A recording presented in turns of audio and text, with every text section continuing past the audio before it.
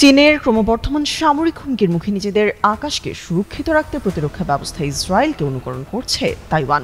Israeli iron ডোমের আদলে টি ডোম নামে নিজস্ব একটি প্রতিরক্ষা ব্যবস্থা তৈরি করছে দেশটি। শুক্রবার এক প্রতিবেদনে খবর জানিয়েছে টাইমস অফ ইসরায়েল, ক্রমবর্ধমান উত্তেজনার পারদ যখন আকাশ ছুঁয়েছে ঠিক তখনই তাইওয়ানের প্রেসিডেন্ট লাই চিংতে এই পদক্ষেপের কথা ঘোষণা করেন। তিনি জানিয়েছেন, দেশের প্রতিরক্ষায় ব্যয় বাড়ানো হবে এবং একটি বিশেষ সামরিক বাজেট প্রস্তাব করা হবে। পাশাপাশি চীনকে তাইওয়ান দ্বীপ দখল নিতে বল প্রয়োগের নীতি পরিত্যাগ করতে আহ্বান জানিয়েছেন। উন্নত শনাক্তকরণ প্রযুক্তি আর নিখুঁত প্রতিরোধ ব্যবস্থার সমন্বয়ে গড়া এই টি ডোম বর্ম চীনের মতো শক্তিশালী প্রতিপক্ষের বিরুদ্ধেও তাইওয়ানের আকাশকে নিরাপদ রাখবে। যদিও চীন স্টেলথ যুদ্ধবিমান, রণতরী ও ক্ষেপণাস্ত্রের বিশাল ভাণ্ডার নিয়ে শক্তি প্রদর্শন করছে।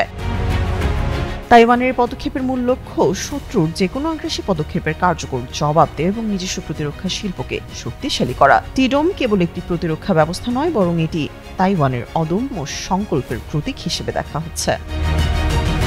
গণতান্ত্রিকভাবে পরিচালিত তাইওয়ান দীর্ঘদিন ধরে বেইজিংয়ের সামরিক ও কূটনৈতিক চাপের মুখে রয়েছে। চীন দ্বীপটিকে নিজের অংশ হিসেবে দাবি করে, যদিও তাইপে সরকার তা দৃঢ়ভাবে প্রত্যাখ্যান করে আসছে।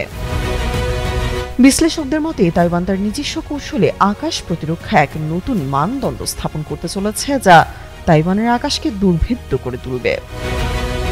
তামান্না তাবাসসুম, যুগান্তর নিউজ।